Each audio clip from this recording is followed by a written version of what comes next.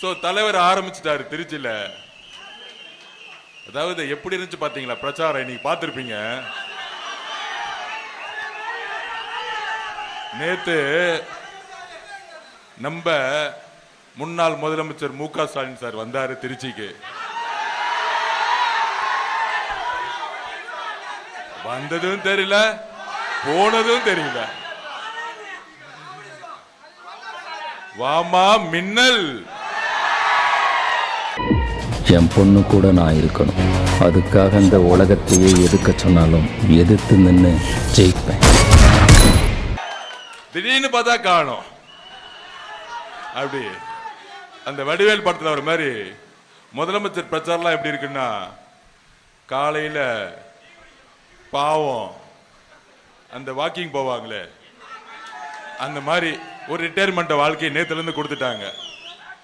அப்படியே காலையில ஒரு வாக்கிங் போயிட்டு, அதிலும் கூட இருக்க திமுக கூறங்கள்லாம் வச்சுக்கிட்டு, கொள்ளடிக்கிற கூட்டத்தெல்லாம் வச்சுக்கிட்டு, இவங்களை பார்த்த உடனே திமுக மக்கள்ல ஓடிட்டாங்க. ஐயோ, கூட்டிட்டு வர ஆள்லாம் யாரு? கொள்ளடிச்சுக்கிற கூட்டம். கொள்ளை அடிக்கிறதுக்கு ஒரு தலைவன் வந்த மாதிரி வாக்கிங் போறாங்க, நடக்கிறாங்க. அதுலயும் பாருங்க, நம்ம டிவிக்கேனா பயம் இல்ல, நம்ம தலைவர் விஜய் சார்னா பயம் இல்ல, நம்ம அண்ணன் மேல. ஆனா பிரச்சாரம் எங்க பண்ணது? திருச்சி கிழக்குல பிரச்சாரம் பண்ணாரா? அப்ப முதலமைச்சர் ஸ்டாலினுக்கு எங்க பயம் இருக்கு? திருச்சி கிழக்குல பயம். திருச்சி கிழக்கு பயம் இல்ல, திருச்சி ஃபுல்லாவே பயம். ஏதோ ஒரு அதிமுக தொகுதியில போய் பிரச்சாரம் பண்ணலாம்ல. என்னப்பா அவங்க தான் சொல்றாங்களே, எங்களுக்கும் அதிமுகவுக்கும் தான் சண்டை, திமுகவுக்கும் அதிமுக தான் சண்டை. அதாவது இவங்க எல்லாம் எப்படின்னா, ஃபுட்பால் மேட்ச் விளையாடனா நம்ம என்ன பண்ணுவோம்? ஆப்போசிட்ல ஒரு டீம் கூட விளையாடுவோம். இந்த வாரிசுன்னு ஒன்று இருக்கும் பாருங்க. இவங்கெல்லாம் என்ன பண்ணுவாங்கன்னா, இவங்களே ஒரு 5 பேர் அந்த பக்கம் செட் பண்ணிக்கிட்டு, இவங்களே இந்த பக்கம் விளையாண்டு கோல் போட்டுக்கிட்டு, நாங்க ஜெயிச்சிட்டோம் எப்பல இருந்து உட்கார்ந்தாங்க. அம்மா ஜெயலலிதாக்கு அப்புறம் அப்படிதான் எலெக்ஷன் நடந்துட்டு இருந்துச்சு. 3 எலெக்ஷன் அப்படிதான் நடந்துச்சு. ஆனா உண்மையான ஒரு லீடர் வந்தா எப்படி இருக்கும்? அம்மா ஜெயலலிதாக்கு அப்புறம்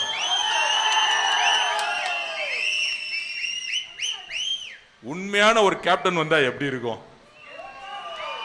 அதுதான் இந்த 2026 தேர்தல். அப்ப இது வரைக்கும் கிரவுண்ட்ல யாருமே இல்லாம விளையாண்டு ஜெயிச்சிட்டு இருந்தாங்க. இப்ப என்னைக்கு தலைவர் விஜய் வா ஸ்டாலின் சார்னு ஆச்சோ, அன்னையில இருந்து அவருக்கு தூக்கமே கிடையாது. நம்ம பேரை சொல்ல மாட்டாரு, நம்ம கட்சியை பத்தி சொல்ல மாட்டாரு. ஆனா ஃபர்ஸ்ட் வந்து பிரச்சாரம் பண்ணது எங்கன்னா திருச்சி கிழக்கு. அந்த திருச்சி கிழக்குல வேட்பாளர் 5 வருஷமா காணோம். எங்க போனார்னே தெரியல.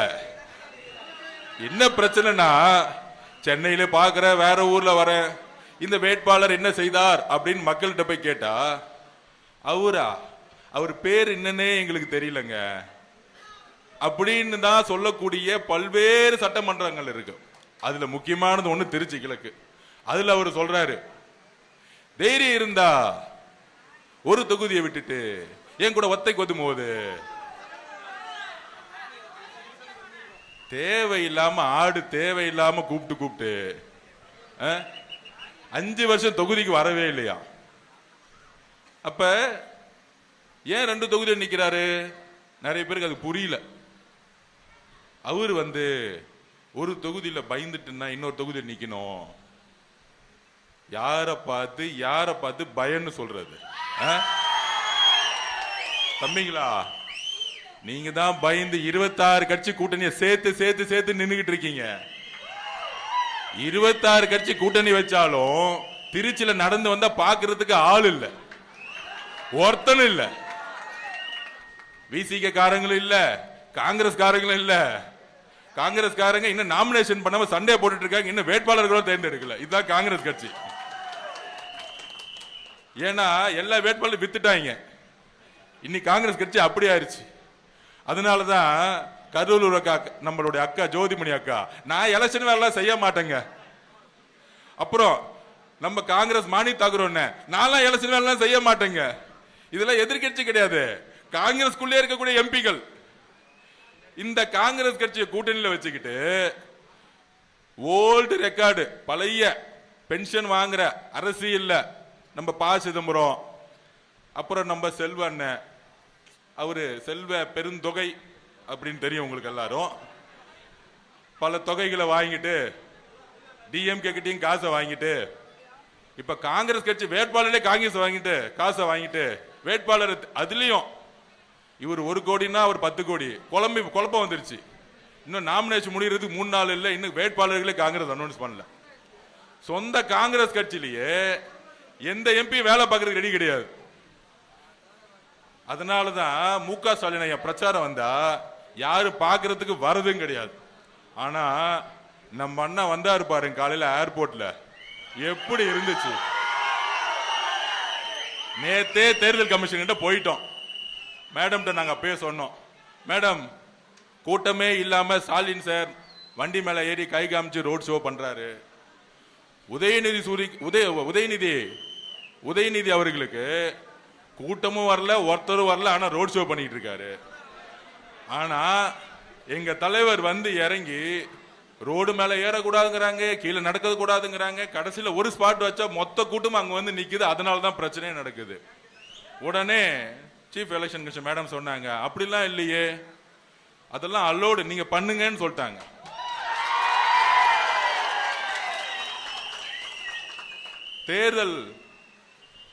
தேர்தல் அதிகாரி மேடம் சென்னையில் அவங்க சொன்னாங்க, எல்லா வேட்பாளர்களுக்கும் நாங்கள் ஒன்னாதான் பார்க்குறோன்னு சொன்னாங்க. அதனால நீங்க தலைவரை வந்து ஏர்போர்ட்ல இருந்து இறங்கி எங்கெல்லாம் மக்கள் இருக்காங்களோ எந்திரிச்சு கை தூக்குங்கன்னு சொன்னாங்க. தலைவர் ஏர்போர்ட்ல இறங்கி கை தூக்குனதான் மிச்சம், கீழே இறங்கவே முடியல. அப்ப 24 கட்சி கூட்டணி, ஆப்போசிட்ல 10 கட்சி கூட்டணி, அப்புறம் தனியா ஒருத்தர் நம்மள திட்டிக்கிட்டே இருப்பாரு. விடுங்க விடுங்க விடுங்க, போனா போதுட்டோம் விடுங்க, நம்ம பார்ட்டிக்கு ஃபைட் பண்ணிக்கிட்டே இருப்போம். ஆடியன்ஸ் எல்லாம் திடீர்னு கிரவுண்டுக்குள்ள வர முடியாது, கஷ்டம். நீங்க ஆடியன்ஸை பார்த்து கோவப்படாதீங்க. ஒரு விளையாட்டு வீரன் எப்படி இருக்குன்னா, ஒரு கிரவுண்ட் இருக்குன்னா நம்ம கோல் மட்டும்தான் இருக்கணும். லெப்ட்ல இருக்கக்கூடிய ரைட்டருக்கு கத்துறது காது கொடுத்து கேட்கவே கூடாது. அப்ப போட்டி யாருக்கு? டிவிக்கே டிஎம்கே, அவ்வளவுதான். அப்ப இன்னைக்கு திருச்சி ஃபுல்லா என்ன ஆச்சு? டோட்டலா பிளாக். அப்ப அன்பும் ஆதரவும் நம்பிக்கையும் யார்கிட்ட இருக்கு? அதனாலதான் திருப்பி திருப்பி பதிவு பண்றேன், இந்த தேர்தல் கூட்டணிக்கான தேர்தல் அல்ல, இந்த தேர்தல் எதிர்கட்சி ஜெயிக்கக்கூடிய தேர்தல் அல்ல, ஒரு தலைவரை உருவாக்கக்கூடிய, தலைவரை தேர்ந்தெடுக்கக்கூடிய தேர்தல். இன்னைக்கு திருச்சி வந்தோன்னு புரட்சி தலைவர் எம்ஜிஆர் அவர்கள் மாலை போட்டார் பாருங்க, என்ன மீனிங்? 77க்கு அப்புறம் 2020 இன்னொரு எம்ஜிஆர் வந்துட்டாரு.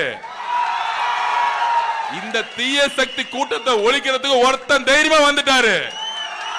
நீ 26 கட்சி வச்சுக்கோ.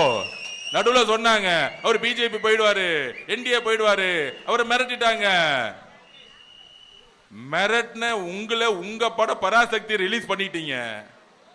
கள்ள கூட்டணி, எல்லா கூட்டணியும் திமுக பிஜேபி வச்சுக்கிட்டு தான் சொந்த புள்ள உதயநிதியோட கம்பெனி ரெட் ஜெயிண்ட், அறிவுநிதி யாரு சார், இன்ப நிதி யாரு, 20 வயசு பையன், அவன் 1000 கோடி ரூபாய்க்கு பட்ஜெட்ல படம் எடுக்கிறானா. நம்மளாம் எடுக்க முடியுமா? அந்த பையன் இன்னும் பிஏவே படிச்சு முடிக்கல, அதுக்குள்ள வந்து 1000 கோடி. மொத்த ஊழல் பணமும் எங்க இருக்கு? ரெட் ஜெயின்ல இருக்கு. ஆனா இது வரைக்கும் ரைடு இல்ல. நேரு ஊழல் பண்றாரு, வேலு ஊழல் பண்றாரு, செந்தில் பாலாஜி ஊழல் பண்றாரு, சபரீஷ் ஊழல் பண்றாரு, உதயநிதி ஊழல் பண்றாரு. ஆனா இது வரைக்கும் ஒரு ரைடு நடந்துச்சா? அப்ப யாரு உறவு வச்சிருக்கா? பிஜேபியோட திமுக தான் உறவு வச்சிருக்கு. பிரைம் மினிஸ்டர் மோடி பேசுறாரு, அமித்ஷா வந்து இங்க பேசுறாரு, இது ஒரு ஊழல் குடும்பம், ஊழல் மினிஸ்டர் இருக்காங்க, ஊழல் அமைச்சர் இருக்காங்கன்னு. கெஜ்ரிவால் சார 100 கோடி ரூபாய்க்கு அரெஸ்ட் பண்ணி 4 மினிஸ்டர் தூக்கி உள்ள போட்டாங்க. ஆனா இங்க ஒவ்வொரு டிபார்ட்மெண்ட்டும் ஊழல். அதுல அமைச்சர் நேரு மேல ஊழல், செந்தில் பாலாஜி மேல சொல்லவே வேண்டாம் ஊழல். தவிர 10 ரூபாய் பாலாஜி தவிர ஒண்ணுமே தெரியாது. வீட்டுக்கு இன்னைக்கு வீட்டுக்கு போனாலே 400 கோடி ரூபாய் கேஷ் வச்சிருப்பாரு, ஆனா அவன் வீட்டுக்கு போக மாட்டாங்க. அப்ப யாரு வந்து மறைமுக கூட்டணி? இஸ்லாமிய சகோதரர்களே, கிறிஸ்துவ சகோதரிகளே, தலித் சகோதரர்களே, நம்மளுடைய வாழ்க்கை முழுசும் கஷ்டப்பட்டு ஏழையா இருக்கக்கூடிய சகோதர சகோதரிகளை ஒண்ணு நினைச்சு பாருங்க. இவங்க பிஜேபி எதிர்க்கிற மாதிரி எதிர்ப்பாங்களாம், ஆனா எந்த ஊழல் அமைச்சருக்கு ரைடு கிடையாதான். முதலமைச்சர் மு க ஸ்டாலினுடைய கம்பெனியுடைய பராசரிப்பு படம் ரிலீஸ் ஆகுமா, ஆனா எங்க அண்ணன் கஷ்டப்பட்டு வேர்வை சிந்தி 2 வருஷம் உழைச்சு தன்னுடைய கடைசி படம், தன்னுடைய ரத்தம், வாழ்க்கையோடைய கடைசி படம், அவருடைய உணர்வு, அவருடைய வலி, எவ்வளவு அழுதிருப்பாரு எங்க அண்ணன் விஜய் அண்ணன் நம்ம தலைவர். ஒரு படத்தை ரிலீஸ் பண்ண விடாம இன்னைக்கு வரைக்கும் நிக்கிறதுக்கான காரணம் திமுகவும் பிஜேபியும் சேர்ந்த ஒரு சூழ்ச்சி. இது 3 பேரை தந்துட்டாங்க, அதிமுகவும் சேர்ந்துட்டாங்க. ஏன்? ஒண்ணு நீ எதிர்கட்சியாரு, இல்ல நான் ஆளுங்கட்சியா இருக்க. நான் வந்தாலும் அதே 40% கமிஷன், நீ வந்தாலும் அதே 40% ஷேர பண்ணிக்குவோம். திமுக ஸ்டாலின் சார் என்ன சொன்னாரு எலெக்ஷனுக்கு முன்னாடி? இபிஎஸ் அவர்கள் ஊழல் குற்றவாளி, வேலுமணி ஊழல் குற்றவாளி, எல்லாரும் ஊழல் குற்றவாளி பேசுறாரா? ஏன் இன்னைக்கு வரைக்கும் யாரையும் அரெஸ்ட் பண்ணல? சொல்லுங்க, கேளுங்க மக்கள், நீங்க கேளுங்க. அதிமுக ஏதாவது பழைய அமைச்சர் அரெஸ்ட் பண்ணாங்களா? இங்க இருக்க புதுக்கோட்டை விஜயபாஸ்கர் மருத்துவ ஊழல் பத்தி அரெஸ்ட் பண்ணாங்களா? இங்க இருக்கிற வேலுமணி சார் கோயம்புத்தூர்ல அரெஸ்ட் பண்ணாங்களா? ஆனா இன்னெல்லாம் போராட்டம் பண்ண, இன்னெல்லாம் பேசினாரு அன்னைக்கு ஸ்டாலின் சார்.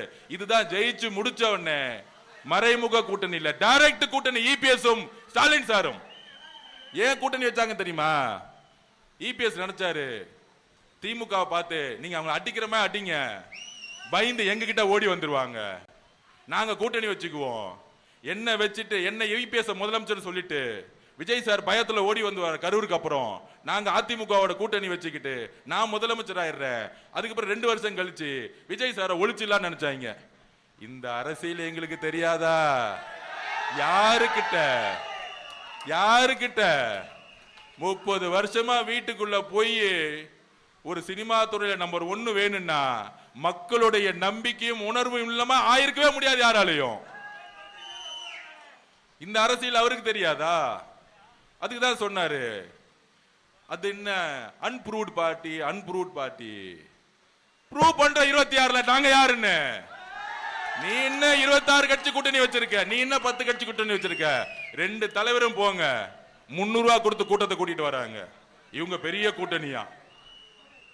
உங்களுக்கு பெரிய கூட்டணின்னா வரும்போது 50,000 பேர் நிக்கணும் மு க ஸ்டாலினை பாக்குறதுக்கு.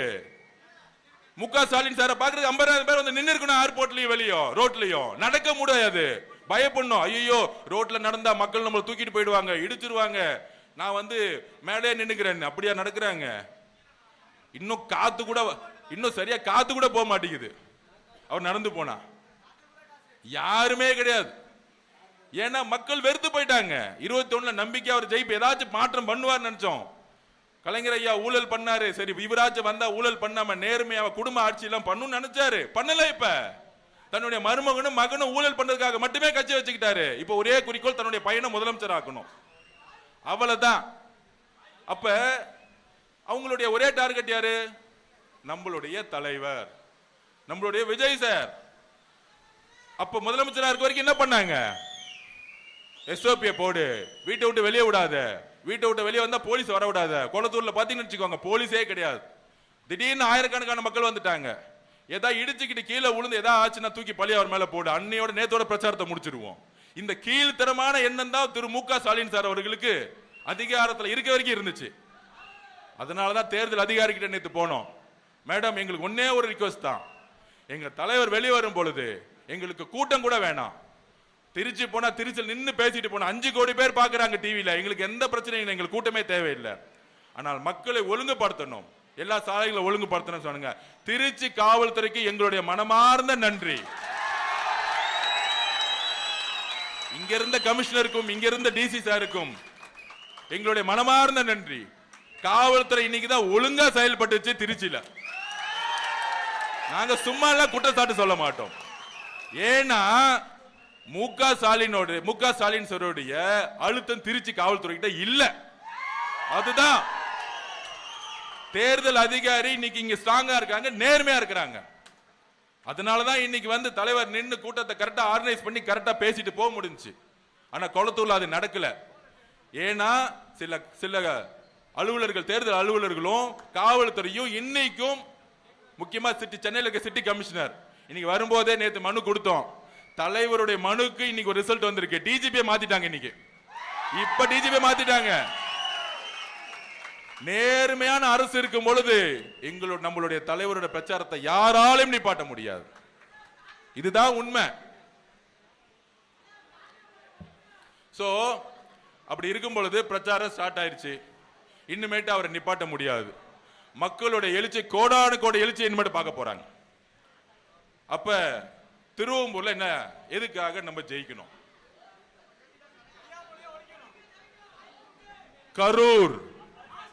கரூர்ல 41 பேர் உயிரிழப்பு. செந்தில் பாலாஜி எக்ஸிகியூஷன், செயல்படுத்தல். முக்கிய மூளை யார் தெரியுமா? முக ஸ்டாலின் சார். அதுக்கப்புறம் மகேஷ் பொய்யாமொழி. மகேஷ் பொய்யாமொழி ஏன் தெரியுமா பண்ணாரு? உதயநிதி ஸ்டாலின் அவர்களுக்கு எந்த எதிரி இருக்கக்கூடாது, எந்த போட்டியாளர் இருக்கக்கூடாது. இபிஎஸ் அவர்கள் போட்டியாளரா? எங்க இருக்கிறான்னு கூட தெரியல பிரச்சாரம் பண்ணும் பொழுது. அப்ப ஸ்டாலின் சாரோட குறிக்கோள் என்ன? உதயநிதி சார முதலமைச்சர் ஆக்கணும். அடுத்தது அப்ப விஜய் சார பிரச்சாரத்துக்கே பண்ண விடக்கூடாது, அவர் கட்சியை முடக்கணும். அப்ப கரூர்ல உள்ள வந்தா ஏதாவது பண்ணிரு. மகேஷ் பொய்யாமொழி ஐடியா மணி, அந்த ஐடியா மணி, அது மூளையே இல்லாதவெல்லாம் ஐடியா கொடுத்துட்டு இருக்கான். அப்ப கரெக்டா பிளான் பண்ணி நம்ம மக்களை ஏதோ ஒண்ணு போய் நம்ம மக்களை எவ்வளவு பெரிய இழப்பை நம்ம பார்த்தோம். பார்த்து முடிச்ச பிறகு ஃபர்ஸ்ட் செந்தில் பாலாஜி 5 நிமிஷத்துல உள்ள போயிட்டார். எப்படி இந்த சினிமா படத்துல சொன்ன மாதிரி ஒரு போலீஸ் வருமே, அது மாதிரி ஃபர்ஸ்ட் போயிட்டார். செகண்ட் வந்தவர் யாரு? இது வரைக்கும் தமிழ்நாட்டில் எவ்வளவோ மரணங்கள் நடந்திருக்கு, எவ்வளவோ இறப்புகள் நடந்திருக்கு. எனக்கு தெரிஞ்சு மகேஷ் பொய்யாமொழி போய் பார்த்த ஆறுதல் சொன்ன நிகழ்ச்சி நான் பார்த்ததே கிடையாது. ஃபர்ஸ்ட் போனாரு. ஃபர்ஸ்ட் போயிட்டு நம்ம மேல ஒரு பெரிய குற்றச்சாட்டு டிவி ஃபுல்லா சொல்ல ஆரம்பிச்சுட்டாங்க. ஃபால்ஸ் ப்ரொபகண்டா பிரச்சாரம் பண்ண ஆரம்பிச்சுட்டாங்க தலைவர் மேல. ஆனா காலையில 11 மணிக்கெல்லாம் மக்கள் அப்படியே திமுக பக்கம் திரும்பிட்டாங்க எதிர்ப்பா. ஏன் தெரியுமா? அந்த ஒரே ஒரு மகேஷ் பொய்யாமொழியுடைய நடிப்பு. அதாவது நம்மளை பார்த்து எப்பயுமே திமுக விமர்சனம் பண்ணுவான். இது ஒரு நடிகர் கூட்டம், நடிகர் கட்சி, கரெக்டா? மகேஷ் பொய்யாமொழி யாரு? மொழிப்போர் தியாகிய, மொழிப்போர் தியாகிய. மகேஷ் பொய்யாமொழியில மகேஷ் பொய்மொழி, பொய்மொழினா கூப்பிடுங்க. அந்த மகேஷ் பொய்மொழி இருக்காரு, ஒரு 7 வருஷத்துக்கு முன்னாடி என்ன பண்ணிட்டு இருந்தாரு? அகில உலக உதயநிதி ரசிகர் மன்ற தலைவர். அவருடைய போஸ்டிங் என்ன தெரியுமா? உண்மையை சொல்லுவா, எனக்கு தானே தெரியும் எல்லா உண்மையும். எம்ஜிஆருக்கு அப்புறம் திமுக பத்தி தெரிஞ்ச ஒரே ஆள் நான் தான், அதுக்குதான் சொல்றேன். எம்ஜிஆருக்கு கலைஞர் திமுக தெரியும், ஆதவர்ஜனாவுக்கு ஸ்டாலின் திமுக பத்தி தெரியும். 2015 40 தோத்து ட்ரெஷரர் ரிசைன் பண்ண காலத்துல இருந்து கூட இருந்தவன். மக்கள் ஏமாந்த மாதிரி நானும் ஏமாந்துவேன். இவர் ஏதாவது நல்லது செய்வாரு, என்ன பார்க்கும் போதெல்லாம் சொல்லுவாரு, அதவ் ஒரு காமராஜர் ஆட்சியை கொடுக்கணும் தான் நான் வந்திருக்கேன், நீங்களாம் சேர்ந்து வேலை பண்ணுங்கன்னு என்ன பார்க்கும் போதெல்லாம் சொல்லுவார். இதை நம்பி நானும் வேலை பார்த்து ஜெயிச்ச பிறகு டக்குன்னு டிபார்ட்மெண்ட்டை பிரிச்சு ஊழல் பண்ணும் போதுதான் இங்க இருந்தா நம்மள தேவையில்லாம வேற மாதிரி ஊழல்வாதி சொல்லிடுவாங்க, வெளியே வந்துட்டு அண்ணன் திருமாவளவன் கூட போயிட்டேன். இதுதான் உண்மை.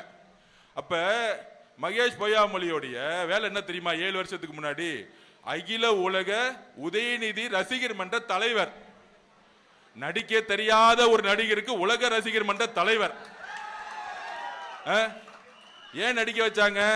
ஒரு 10 படத்தை நடிக்க வச்சு பிரபலமாக்கி உடனே இளைஞரணி தலைவர், உடனே எம்எல்ஏ, உடனே அமைச்சர், உடனே துணை முதலமைச்சர், உடனே முதலமைச்சர். தில் இருந்தா எங்க அண்ணன் மாதிரி கட்சியை தனியா ஸ்டார்ட் பண்ணி சினிமாவை விட்டுட்டு அண்ணா தொடங்கிய பிராண்ட் இல்லாம அண்ணா தொடங்கிய கட்சி இல்லாம, கலைஞர் பேரை சொல்லாம, உங்க அப்பா பேரை சொல்லாம, மாண்புமிகு உதயநிதி அவர்களை தில்ல இருந்த ஒரு கட்சியை நின்று அதே சேப்பாக்கல் தொகுதி நின்று ஜெயிச்சு காமிச்சு பார்ப்போம். ஜெயிச்சு காமிச்சிரு. நீங்க தான் சொல்றீங்களே எங்க தலைவர் விஜய் இல்ல ஒரு ஆளு இல்ல நடிகர்னு. தில்லு இருந்த முக ஸ்டாலின் அவர்களே, நீங்க எங்க தலைவர் ஏத்து நில்லுங்க, நில்லுங்க, நில்லுங்க. வந்து கொளத்துருட்டு வெளியே வாங்க, பக்கத்துல பெரம்பூர் நில்லுங்க. இன்னும் 2 நாள் இருக்கு நாமினேஷன், 2 நாள் தானே இருக்கு, வாங்க நில்லுங்க. எதுக்கு பாவம் இங்க இருக்க ஒரு ஆடை வந்து பலிகடாக்குறீங்க? அந்த எம்எல்ஏ பேர் என்னப்பா? புரியல. என்ன பாவம், அவங்களுக்கு ஒரு ஆடு வேணும் இல்ல வெட்டுறதுக்கு. பாவம் அண்ணன், எனக்கு தெரிஞ்சவர் தான் அவரு. கேட்டா வந்து கிறிஸ்துவ தோழர்களுக்கு நாங்கள் வந்து கொடுக்கிறோம், ஒன்னும் கொடுக்க மாட்டாங்க, ஏமாத்துவாங்க. பேசும்போதே சொன்னாரு, பேசும்போது என்ன பேர் சொன்னார் அண்ணா அன்னைக்கு பேரு வேட்பாளர் படிக்கும் போது? ஜோசப் விஜய் ஆகிய நான் சேலஞ்ச் விட்டாரு. நான் ஒரு சிறுபான்மை சமூகத்தில் வந்தாலும் என்னுடைய பெயரை தெளிவா சொல்லுன்னு சொன்னாரு. ஆக்சுவலா அப்படி எங்க அண்ணன், எங்க தலைவர் விஜய் சார் தான் உங்களுக்கு ஆளே இல்ல. முக ஸ்டாலின் சார் வந்து நில்லுங்க, திருச்சி கிழக்குல வாங்க. ஏன் குளத்தூர்ல நிக்கிறீங்க? பக்கத்துல பெரம்பூர்ல வந்து நில்லுங்க. ஏன் சேப்பாக்கத்துல உங்க கலைஞர் வந்து செட் பண்ண ஒரு தொகுதியை வச்சிருக்கீங்க? உங்க மகனை தைரியம் இருந்தா, தில்லு இருந்தா பக்கத்துல பெரம்பூர்ல நிக்க வைக்க வேண்டியதானே? அது போட்டி பேரே தெரியாத அளவுல நிக்க வச்சுக்கிட்டு எங்களுக்கு பயம் இல்ல, எங்களுக்கு பயம் இல்ல.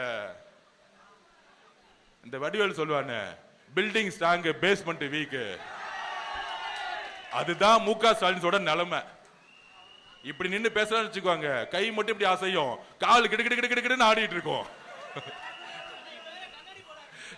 சோ இன்னைக்கு திமுகவோட நிலைமை அதான், பில்டிங் ஸ்ட்ராங்னு சொல்லிட்டு கால் ஆடிட்டு இருக்கு, பேஸ்மெண்ட் வீக். 26 கட்சியை சேர்க்கிறாங்க.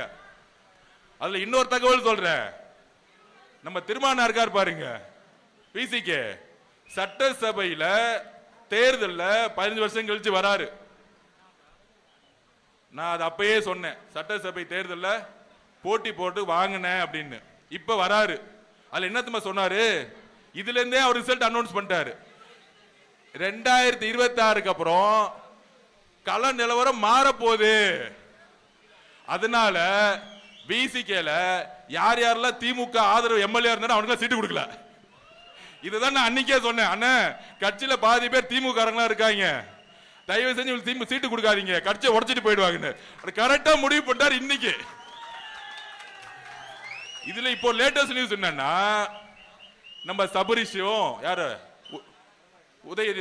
முக ஸ்டாலினுடைய மருமகனும் உதயநிதி சாரும் முக ஸ்டாலின் சாரும், தலித் சகோதரர்களே இந்த உண்மையை புரிஞ்சுக்கோங்க, அண்ணன் திருமானனை கூப்பிட்டு காட்டுமன்னார் கோயில்ல மாநில அரசியலுக்கு வரக்கூடாதுன்னு பேசியிருக்காங்க. என்ன அநியாயம் பாத்தீங்களா? விசிகே கட்சியை டிசைட் பண்ணதுக்கு முக ஸ்டாலின் சார் யாரு?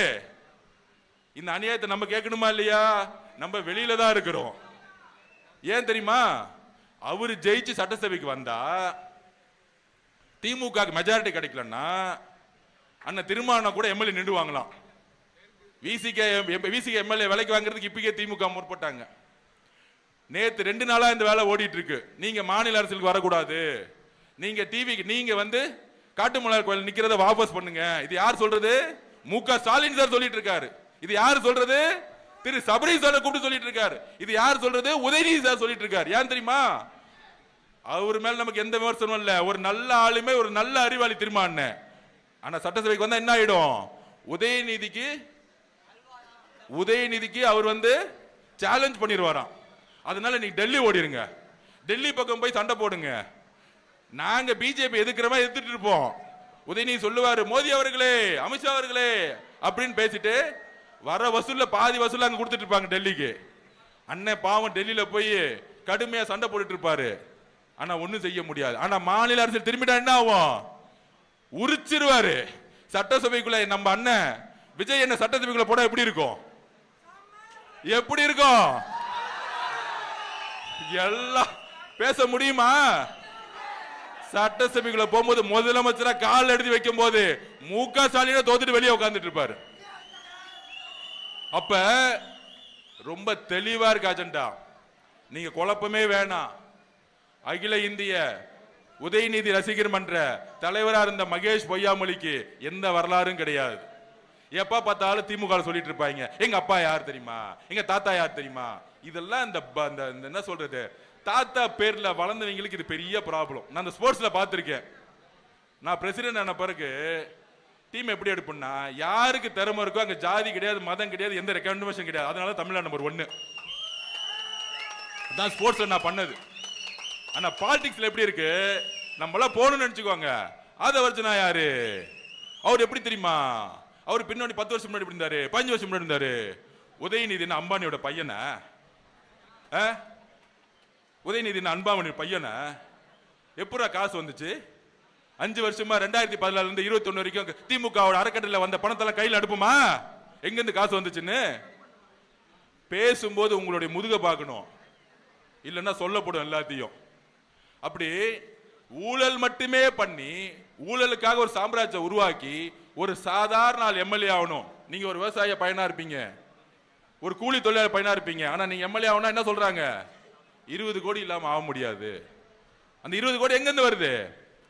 அரசியல் இருந்து, ஊழல் இருந்து வருது. ஒன்னே ஒண்ணு சொல்றேன், நம்ம தலைவர் என்றைக்கு முதலமைச்சர் ஆறாரோ அதுக்கப்புறம் ஒருத்தரும் ஒரு தொகுதியில் செலவு பண்ணாம மக்கள்கிட்ட மூஞ்சி காமிச்சு ஜெயிக்கக்கூடிய ஒரு தமிழக அரசியல் உருவாக்குவார். கேரளா மாதிரி ஒரு சாமானியனும் எம்எல்ஏ ஆகணும், அப்படி ஒரு அரசியல் உருவாக்குவார்.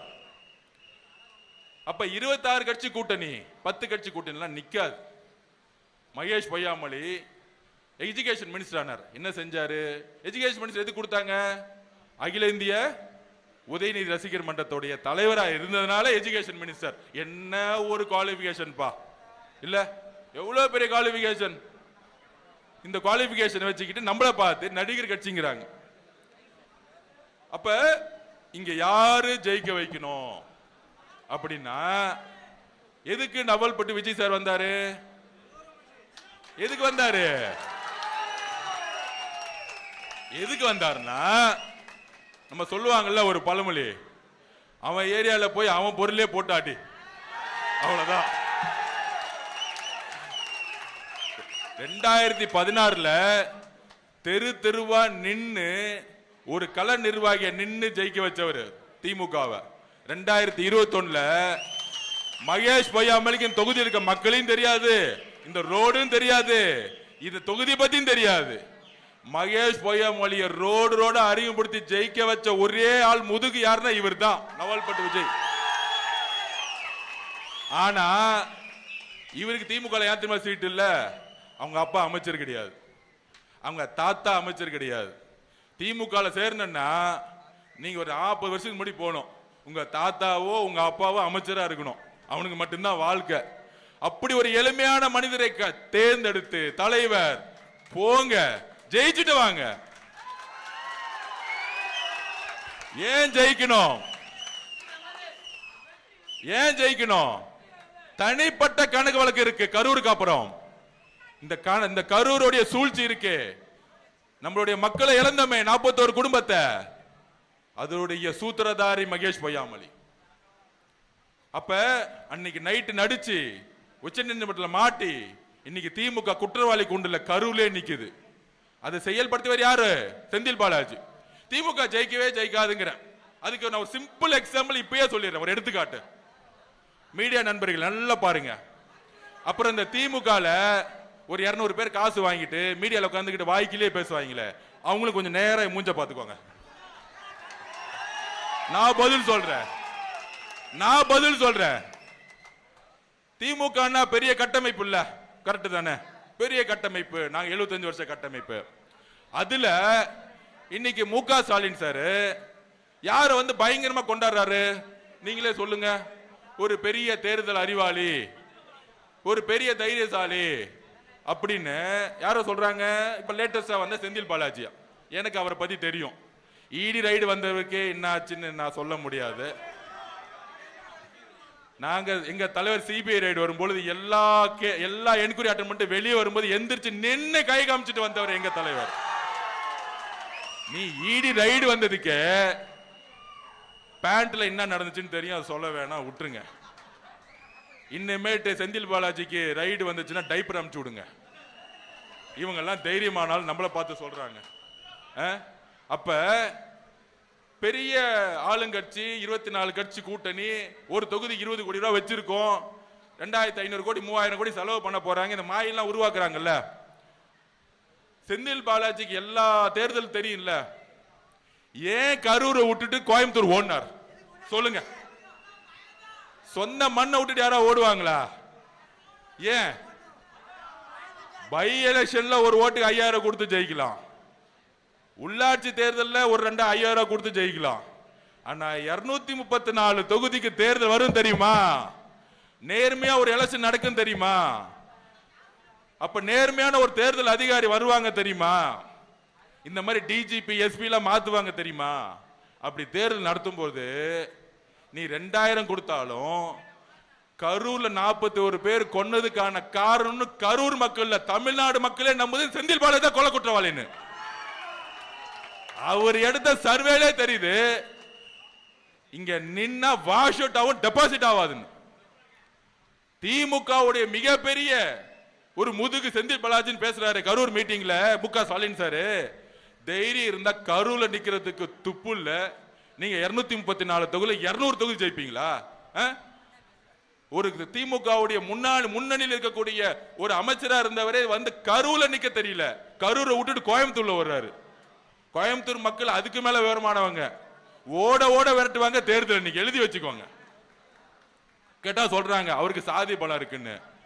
கொங்குல இருக்கக்கூடிய எந்த சாதி மக்களும் இந்த 41 கொலையை என்னைக்கு அக்செப்ட் பண்ண மாட்டாங்க.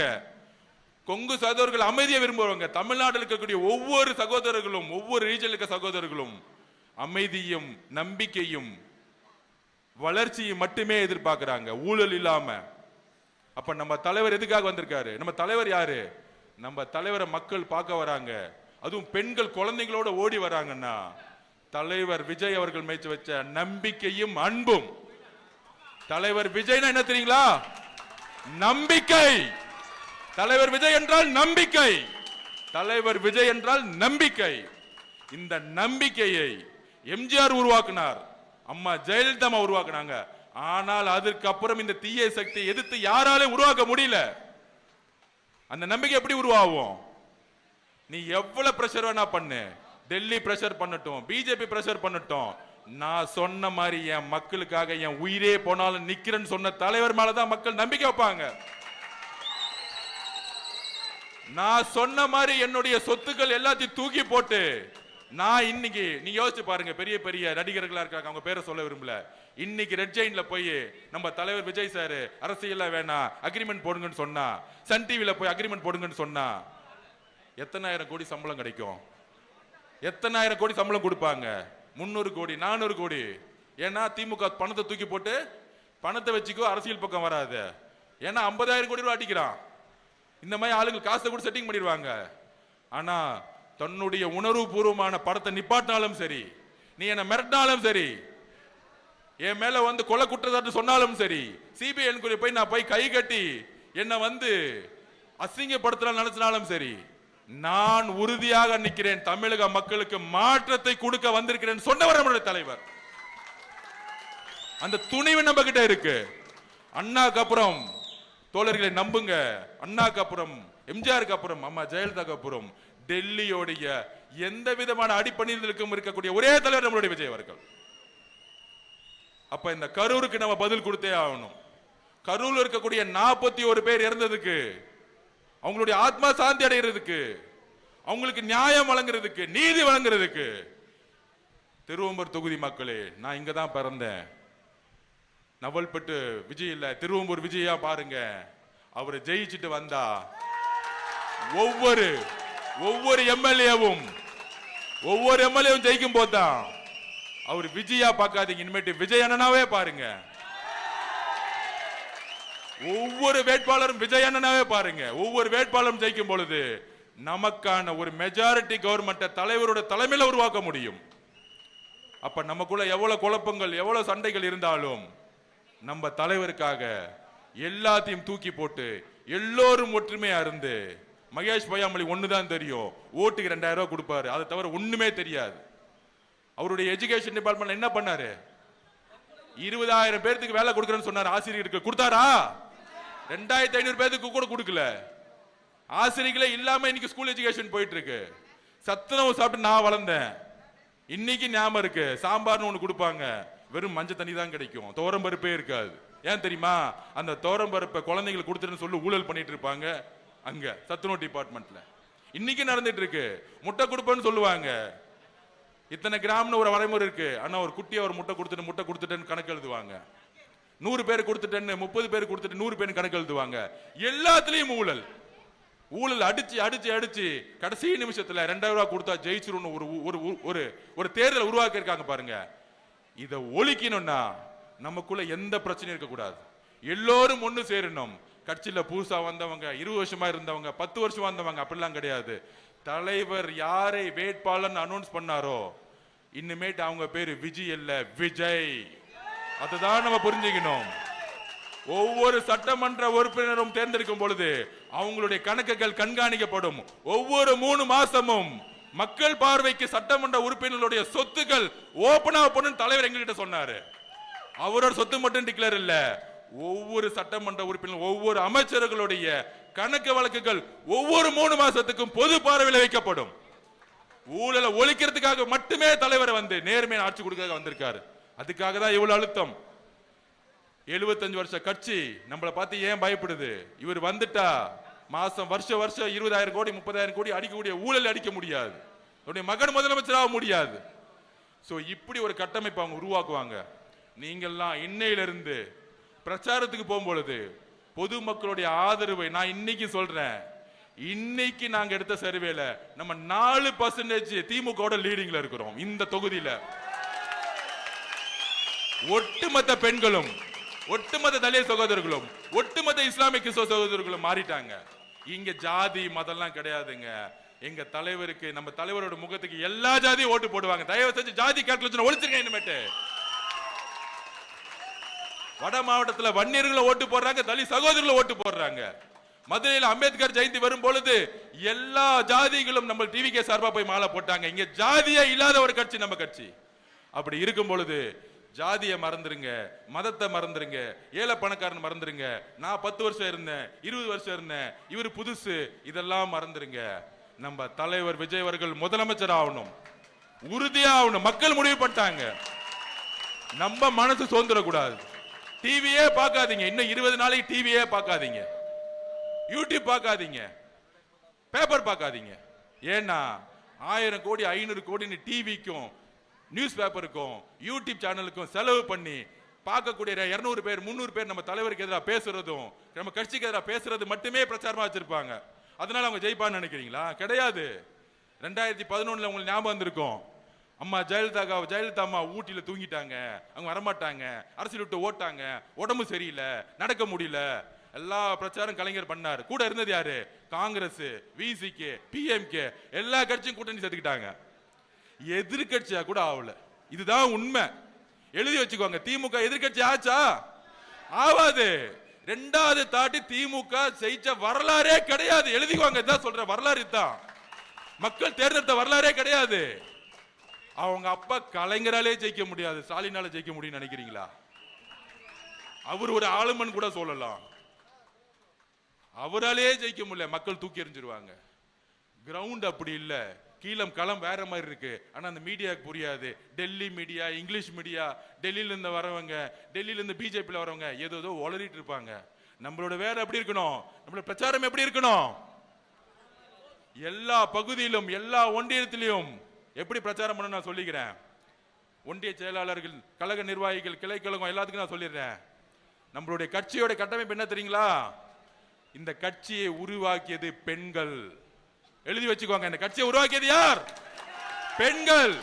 நம்ம கட்சியோட அடித்தளம் யார்? பெண்கள். வீடு வீடா போகும்பொழுது நம்மளுடைய சகோதரிகள், நம்மளுடைய அக்காக்கள், தங்கைகளை ஒரு 50 பேர் 100 பேர் கிளை கழகத்துல முன்னாடி அவங்க தான் போகணும். ஆண்கள் நம்ம பின்னாடி தான் நிக்கணும். பெண்கள் தான் ஓட்டு கேட்க போனோம், அவங்களுக்கான ஸ்பேஸை கொடுங்க. அவங்க தான் போகணும். திமுக கார மாதிரி வேட்டி கட்டிக்கிட்டு கதவை போய் உடைக்கிறன்னு போய் மிரட்டுவான் பாருங்க ஓட்டு கேட்கறதுக்கு, அப்படிலாம் போவாதீங்க. நம்மளுடைய அன்பு பெண்கள் கிட்ட இருக்கு. நம்ம புள்ள விஜய் வரணும். விஜய் பாவம், அவர் என்னமா பண்ணார், இப்படி போட்டு அடிக்கிறாங்க. நேத்து கூட வில்லிவாக்கத்துல பிரச்சாரம் பண்ணிட்டு இருந்தேன். பாட்டில விட்டு அடிச்சு ஒரு அம்மாவை வந்து முட்டியை உடைச்சு போய் ஹாஸ்பிட்டல்ல சேர்த்தோம். அப்ப எவ்வளவு அழுத்தங்கள் நம்ம கொடுக்குறாங்க.